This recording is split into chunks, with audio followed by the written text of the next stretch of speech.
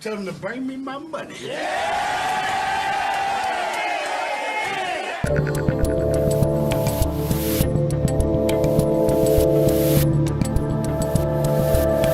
Hello, Americans, or should I say subsidiaries of Ukraine. I'm Dave Rubin. This is the Rubin Report. It's December 22nd, 2022. I like the symmetry of that date. We're live streaming on Rumble, YouTube, and BlazeTV. If you have not subscribed over at rumble.com, please go ahead and do that. And we're rolling into Christmas, people. We are almost done. I think I mentioned at the end of the show yesterday, next week, giving the people off, we're all going to spend some time with family and friends and eat some food, all the F words. But we do have some year-end content rolling in for you. We've got some top clips of the year, some of my favorite moments, some viral moments, and a whole bunch more. But we're not going to just bludgeon you with everyday stuff. Hopefully you can get off the machines a little bit yourself and enjoy the season. Today's theme is going to be about some of the top leaders of 2022. And by top, I mean bottom, because these people have not done a great job when it comes to doing right by the people that they are supposed to be taking care of or governing or whatever phrase you want to use. They mostly have done awful things. I think this was the year of awful leaders being exposed. We had 2020 and 2021 of awful leaders doing awful things. 2022 is the year that they all got exposed for the nonsense and their morally questionable activities, their continued lies, and sort of how the whole machine is set up to make you think you're crazy, but you're not crazy because you watch the Rubin Report. So that's where we're at today, and we're going to, of course, end it with a little bit of, hey, there's a way off this crazy machine. I think we can do it together. So we're going to do a little bit of that. Let's start with one of my prime targets when it comes to politicians that I do not like. Justin Trudeau up in Canada. And Canada, I mentioned that America is now a subsidiary of Ukraine. We'll get to that in a little bit.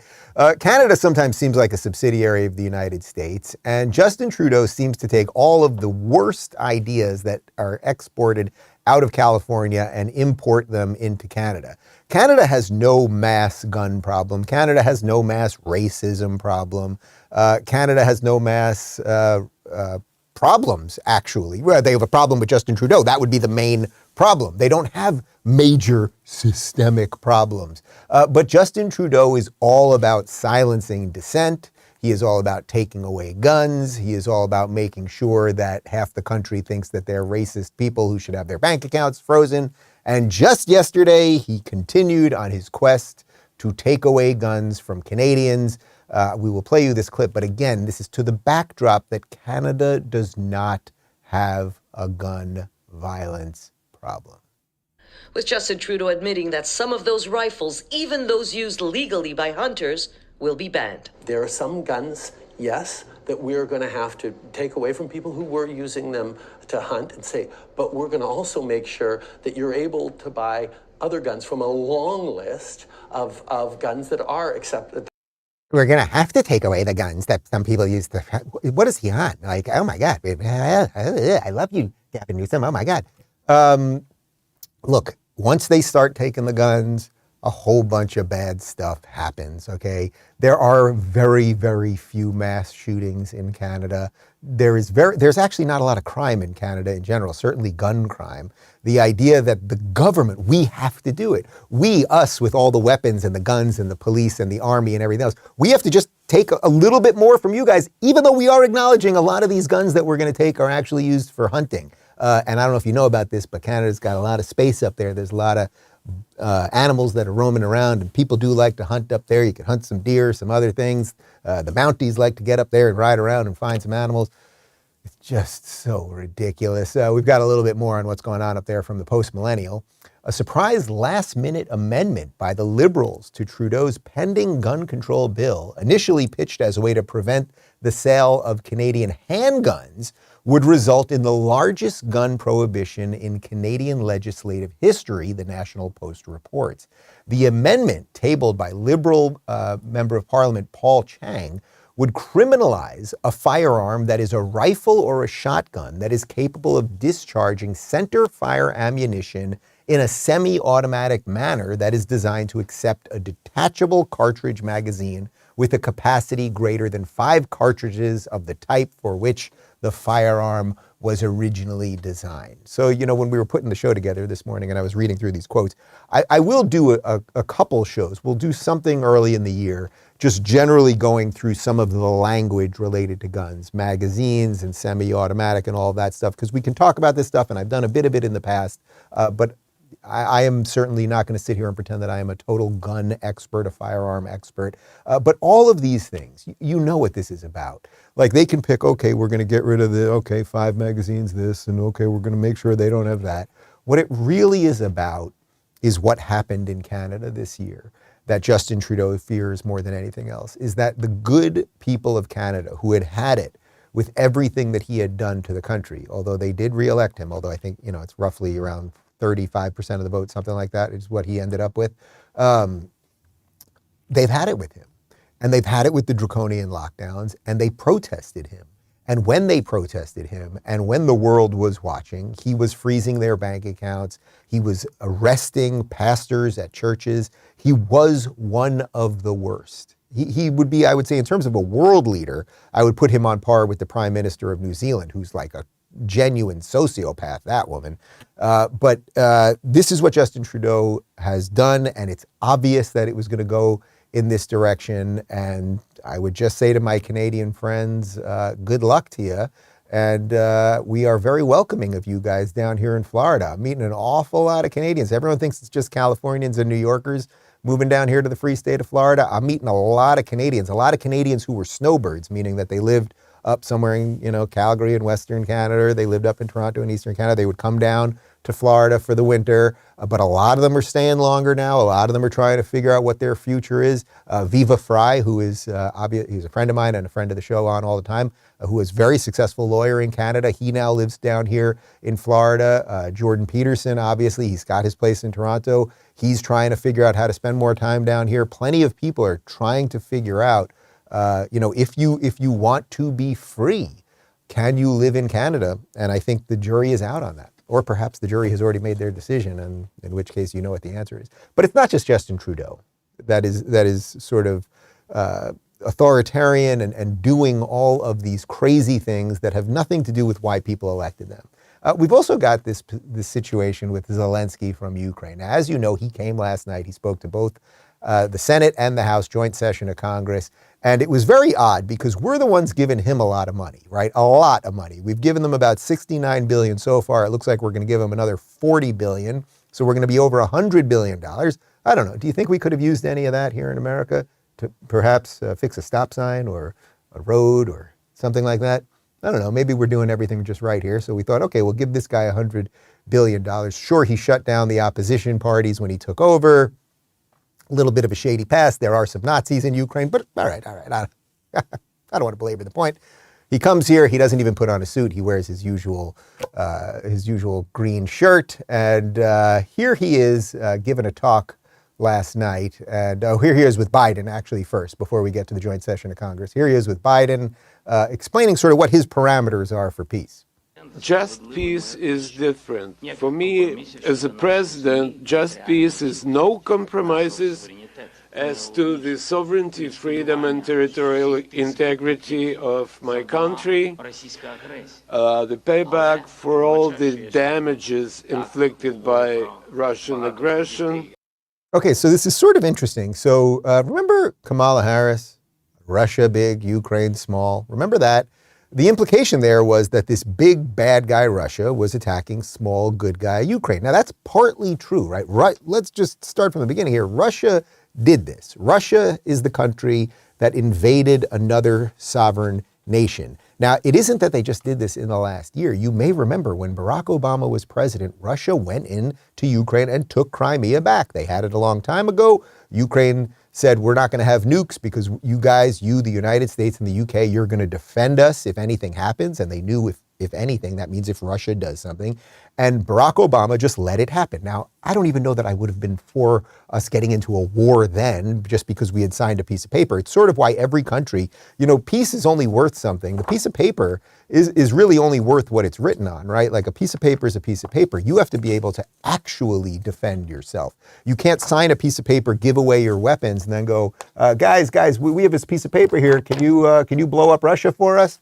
So there's a lot of sort of amateur hour politics going on here. But what Zelensky is saying there, that a just peace is no compromise. Like if your country is being destroyed, as we're told it is, and I'm not denying that there's an awful lot of bad stuff happening in Ukraine and people are dying and there's a refugee crisis and all of that. I've mentioned to you guys how we moved we had to close our locals office. We've moved several of our people out. We have some of them in the United States right now. So I'm not pretending that this is not legit. It obviously is legit and it's serious and all of that stuff. But the idea that he comes here to say no compromise, like if we're the one funding this thing, we're the one giving him the weapons, we're the ones that were supposed to make the guarantees in the first place, like the gall of this guy to show up in his t-shirt, stand there with the president of the United States, and later, and we'll get to it in a second, the joint session of Congress, and basically be like, no compromise, we're just going to keep going. Putin's got nukes. That's a bit of a problem. So if Putin's just like, no, we're not giving Crimea back, and that might just be where we're at right now, where Putin has just made his decision. We are not giving Crimea back. It's too, the strategic importance of it is just too much. We're just not doing it. And Putin also knows if he gets a loss here, you know what happens to leaders when they get a loss and they are, showing signs of weakness? They most likely end up like Gaddafi, who was on the run for the last couple of weeks of his life. And then you've all probably seen the video. Some guy literally stuck a knife up his ass. And that was the end of Muammar Gaddafi. We don't have the video on that? All right. Anyway, the point is that perhaps compromise is worth discussing, right? It doesn't mean it's right. It doesn't mean that anything that Russia has done is right. But if your position as the leader of Ukraine is, we will take nothing other than your surrender, the guy's got nukes. Okay. Now let's do this. This video was going viral yesterday. I thought this was really, it's pretty quick, but I think it sort of catches what the problem with America is right now. Here's a video of Zelensky with Trump and a contrast to Zelensky with Biden. I really hope that you and President Putin get together and can solve your problem. That would be a tremendous achievement. It's an honor to be by your side in the united defense against what is a brutal, brutal war being waged by Putin. Isn't that interesting? Donald Trump was telling Zelensky only 3 years ago, hey, you guys should talk this out, because everyone sort of knew this was happening. You can go back. I didn't talk about it that much on the show, but we did talk about it for a bit before this was happening. This was like a slow motion war. Everyone kept saying, Russia's going to invade Ukraine. Putin's going to invade Ukraine. There are videos of Biden being like, we know he's going to invade Ukraine. So it's not like this happened out of nowhere. For years and years and years, Putin had been talking about this, and we knew it was going to happen. So Trump 3 years ago was like, hey, you guys better talk this stuff out. Maybe there's some deal to be cut. Maybe there's something that can be worked out here. Otherwise, he's going to invade and we're going to end up exactly where we're at. Then you contrast that with the Biden situation. And Biden, in essence, is like, yeah, you're the good guy. He's the bad guy. How much money do you want? Where are my shoes? What time is it? I have to go to bed. Here's Zelensky entering Congress last night, and they just love this guy.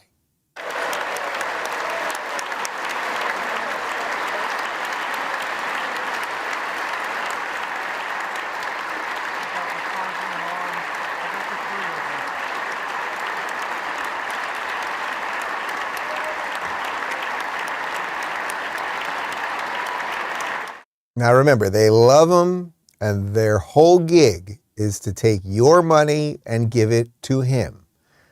Once again, and I'm going to have to stop by next year, I'll stop qualifying it all the time. It is not to say Russia is good. It is not to say that his cause is not just at some level.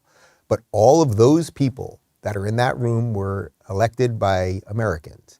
And I think that Americans elected them to protect American interests. Instead, we've got this former comedian actor from another country that nobody was talking about a year ago, all the people with their Ukrainian flags in their Twitter bios and their Instagram accounts. Nobody was talking about Ukraine. These clowns could not find Ukraine on a map if their life depended on it. And now somehow Ukraine has become the most important place in the entire world. Ukraine, where Hunter Biden was doing some very shady deals. Is it crazy to think that it has something to do with that? Am I a complete conspiracy theorist, misinformation, disinformation specialist? Come on. Anyway, here's a bit of Zelensky's speech, and he was a comedian in Ukraine, so I don't know. Is this funny? You tell me. So here is the front line. The tyranny which has no lack of cruelty against the lives of free people. And your support is crucial, not just to stand in such fight, but to get to the turning point to win on the battlefield. We have artillery. Yes. Thank you. We have it. Is it enough? Honestly, not really. It's not enough. There's no amount that would be enough. There is literally no number that would be enough. And if your implication is if we just give you more artillery, we give you more missiles, we give you more tanks, you push Russia back completely. We get to exactly where we were, what was it, 6 months ago when this thing started? We still have a problem already because of Crimea from years ago. But even if we do all of that, again, does that mean you have victory if the other guy has nukes? Are any of these clowns thinking about any of this stuff clearly? But he continued to get more laughs. We already built strong Ukraine with strong people, strong army, strong institutions together with you. We developed strong security guarantees for our country and for entire Europe and the world together with you. And also together with you, we'll put in place everyone who will defy freedom. Put in.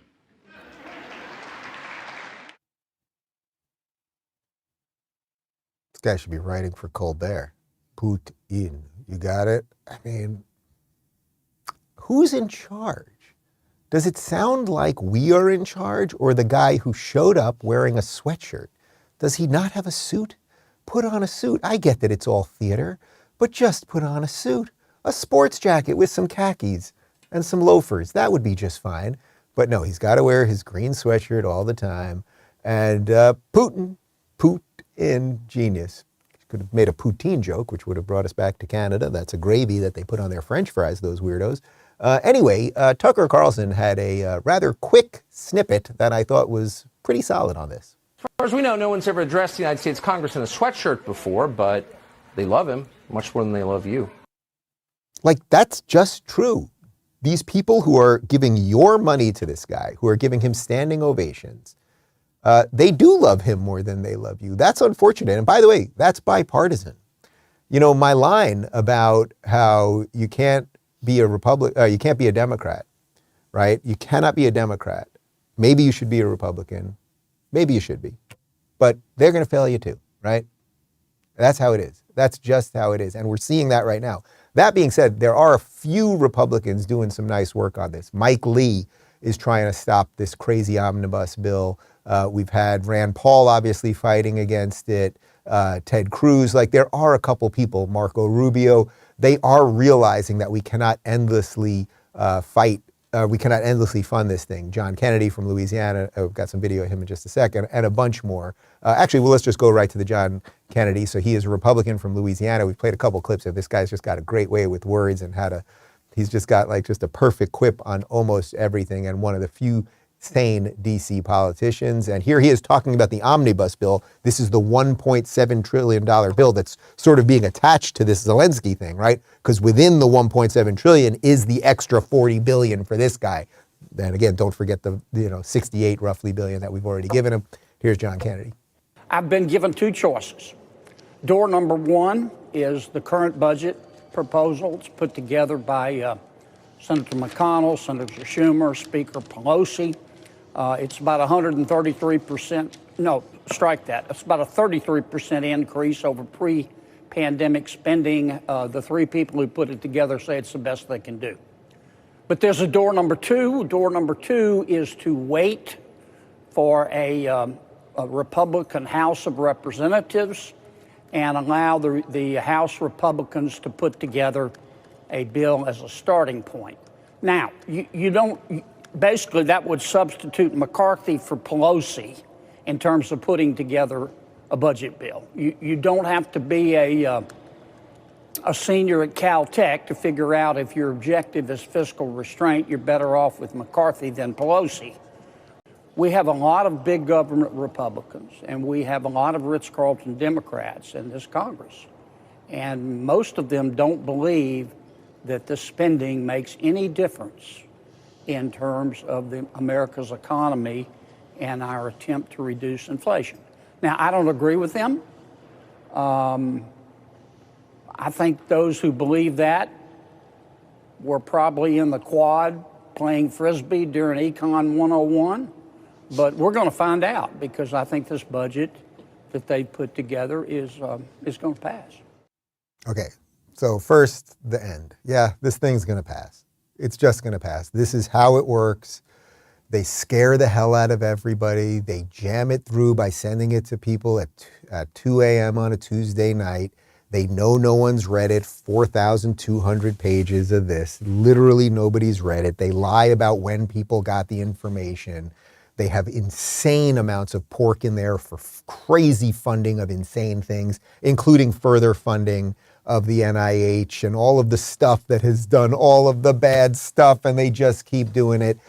But at the very least, what Kennedy said there is right. At the very least, so we're on the 22nd today, is December 22nd. So about 9 days left in this year, rolling into Christmas. All the Republicans would have to do right now is demand, with whatever power they have, they could in essence say, listen, we're not signing this thing. We're just not signing this thing. What we're going to do is we'll agree to fund the government for the rest of the year so that we have a government over Christmas. I don't know what the government's doing, but okay, let's have a government over Christmas. Honestly, the biggest Christmas gift to me would be that we wouldn't have a government. That would be an absolute pleasure. I guess I've become an anarchist here.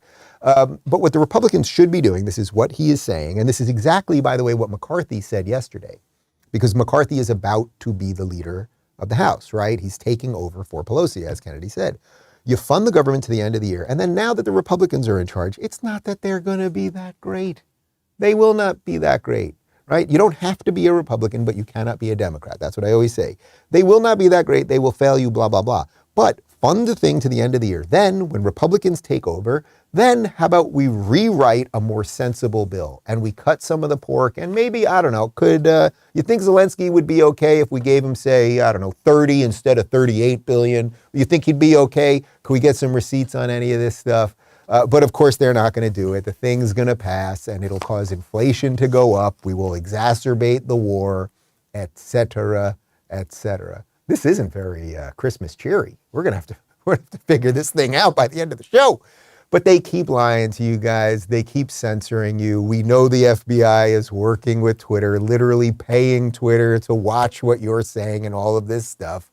So here is our black lesbian press secretary, Karine Jean-Pierre, she's talking about what's going on with the FBI and the Hunter Biden story, and she's just go. The latest Twitter files show that the intelligence community was actively involved in discrediting the Hunter Biden laptop story. Does it bother the president and those at the White House that a government agency like the FBI was involved in suppressing a legitimate news story? Again, I'm just going to refer you to the FBI. I'm not going to comment from here about that. It's so wild. She's so, as I said yesterday, there's no one in the history of the world that could be worse at their job than she is at her job. She's so transparently dishonest. The question was, how does Biden feel about it? How does the administration feel now knowing that the FBI was in cahoots with big tech to take out the Hunter Biden story? The question was not, did you guys have anything to do with it? Why could she not say very clearly, we don't really like the idea of our agencies working with private companies to silence Americans and quash stories that are of importance to the average American, right? Why couldn't she say that? Well, the obvious answer to that is she's thrilled about it, right? This is what the swamp is. The Democrats, more than the Republicans, but the Republicans too, the Democrats and big tech and these agencies, they work to silence information.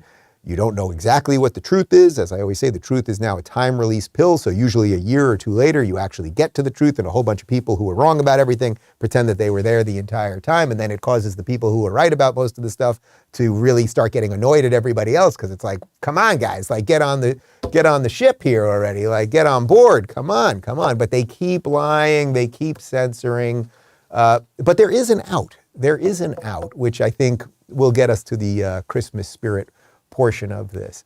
The out is that people are waking up, right? Like you watching this right now, do you feel a little more awake as opposed to woke right now? Like after everything we found out in the last couple of weeks with the Twitter leaks and the 51, this is what they were referencing there, the 51 intelligence officials who claimed that the Hunter Biden laptop was Russian disinformation, that it all turned out to be true.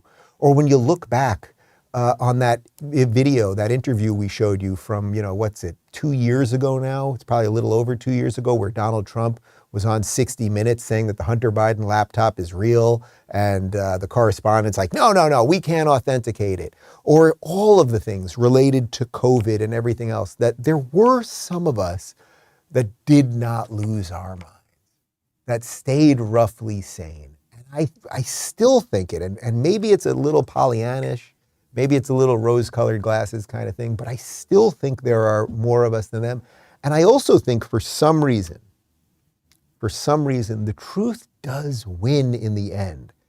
I don't know why. I think the truth somehow, this would be a sort of Jordan Peterson version of it, like the truth is so fundamentally tied to reality, that like the structure of reality, that the truth, these people who lie about everything and who make you think while they're doing all the bad stuff, they make you look there and they make you think that the good guys are bad guys and the bad guys are good guys. They can't hold that forever. And I think that's why we're seeing so many things collapse in real time right now. So the silver lining is that the world's richest man got involved in this thing and gave us a little nugget. Now, what you do with that related to your voting habits or your lifestyle habits or where you live, or what nonprofits you donate to at the end of the year, or whatever, what schools you send your kids to, that's up to you. But I really do think the silver lining is there is some sanity out there. Let's put it this way. Had we not found out what we've now found out through the Twitter leaks, that the government for sure was working with social media companies to censor us, which again, you knew, right? I knew. It was like, you don't have to show me a piece of paper with it to tell me what time it is. Like, I know, you can tell. There's a sun up there. You can estimate. You can guesstimate. We can wake up more people.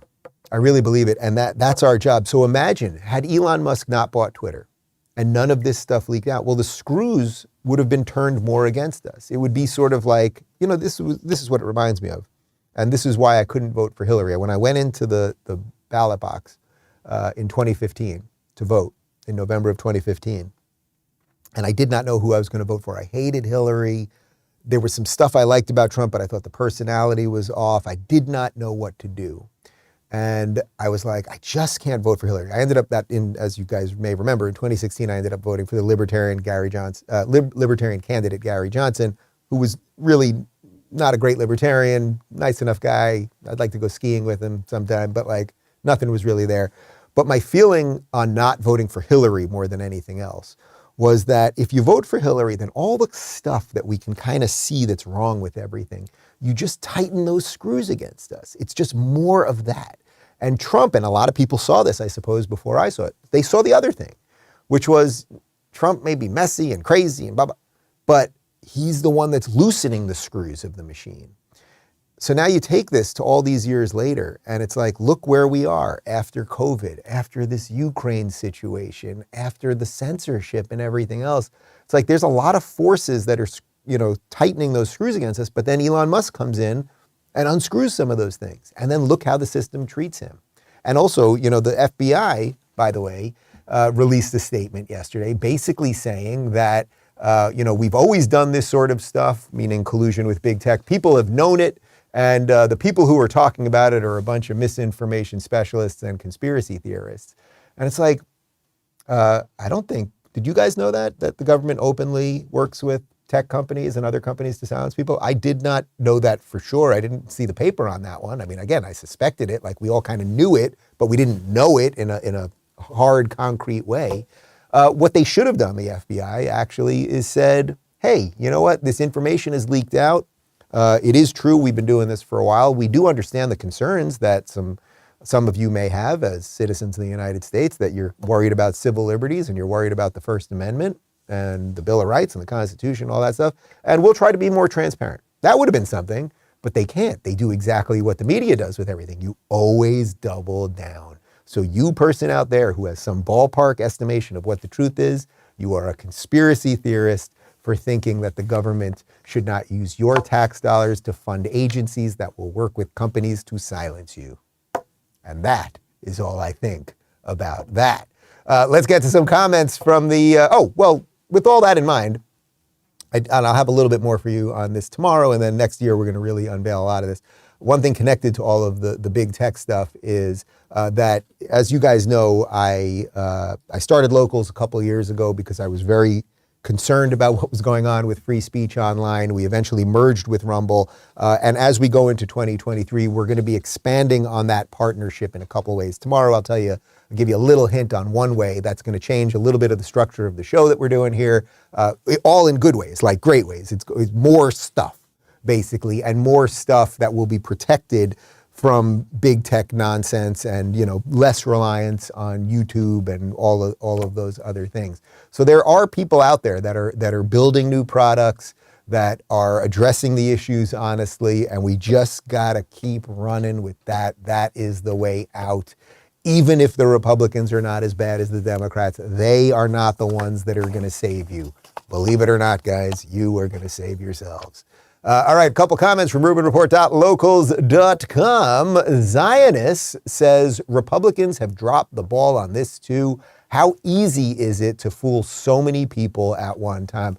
It's so disappointing, right? And what's interesting about it is that even though you have some Republicans who I mentioned before, Mike Lee, Rand Paul, Ted Cruz, et cetera, who are fighting it, the machine, I mean, that line, when McConnell said that line that we played for you yesterday, that's the number one, Ukraine is the number one priority on Republicans' minds, like, that's nuts.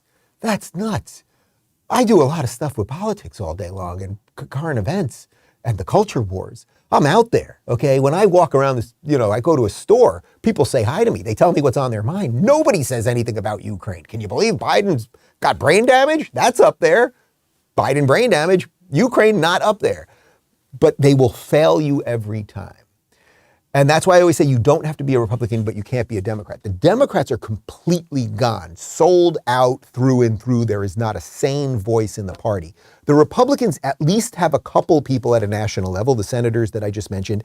And then at a state level, they do have a lot of good people. And obviously Florida, okay, fine. But it's happening in Tennessee as well. And if you haven't seen my interview with Marsha Blackburn, senator from Tennessee, that we put up a couple days ago, you should check that out. It's like there are some good things happening at the state level with Republicans. And that's why you don't have to be a Republican. You probably should be, just for sanity's sake, because we're in a duopoly and you want to stop the Democrats. But yeah, they will fail you. Talway says, who knew 1984 would be a prophetic piece? Yeah, I mean, Orwell's got to be looking back going, Mamma Mia. Like, this is too obvious. Everything, newspeak, the reversal of truth, that everything that the system puts out will be a lie. Like the entire thing, it's all there, right? It's all there. 1984, man. If you haven't read it lately, you absolutely should. Or you can even watch, on YouTube, they've got these little synopsises. You can watch like an 8-minute video that'll sort of give you the full thing. And it's just, yeah, fiction is now reality. Weekly Cigar News says, the major problem that I see about this bill is that the Democrats, the demo rats are preventing. I think I'm missing a line in there or something. I might be missing a part of that sentence in there. I think we're missing part of that. You're going to copy and paste a little bit more. But yes, okay, I think you got the, oh, here we go. The Democrats are preventing having any say for 18 months. Well, look, this is why, okay, I got it now. Oh, all right. Let me reread the whole thing. Sorry, this is all happening on the fly right here. Can you go down a little bit? Weekly Cigar News says, the major problem that I see about this bill is that the Democrats are preventing Republicans for having any say for 18 months. Look, you can't only blame the Democrats here. The Republicans, as Joe Kennedy just laid out, And as McCarthy laid out yesterday, it's like they could do a little something to stop this thing, but they're all going to sign the freaking thing. Mitt Romney is drooling and salivating as he gets to sign this thing. So this is what the thing does. It funnels more money to the people that are in the thing, and it is none too kind to those of us who offer up a little bit of truth. And I would also just say that, again, as I always say to big tech and mainstream media, and now I'll say it to the politicians, you guys don't have to be great. You really don't have to be great. But could you just not be completely horrible? That's really the main message to our politicians. I think that's my closing message for the year to the politicians of America. You don't have to be that great. We don't think you'll be that great. And I'm talking about at the federal level, right? Because again, there are exceptions, especially here in Florida. You don't have to be that great, but just don't be the worst possible thing that we could possibly imagine. Could you do that? Would that be too much? I think it would, actually.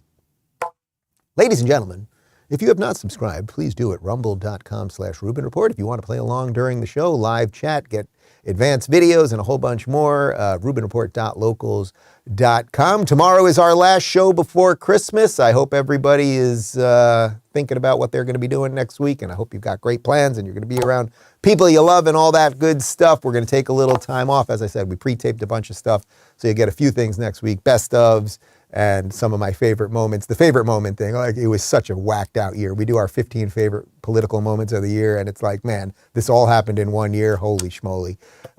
Anyway, I'll see you tomorrow, and then we'll see you in 23, and we leave you with the wizard known as Kamala Harris. You know, I like Venn diagrams, okay? So if you look, I do. You remember Venn diagrams, those 3 circles? Right, and then let's just see where they overlap. I love Venn diagrams, okay? I love Venn diagrams. I just love Venn diagrams. You know, the 3 circles, right? Sometimes there are more. I love Venn diagrams.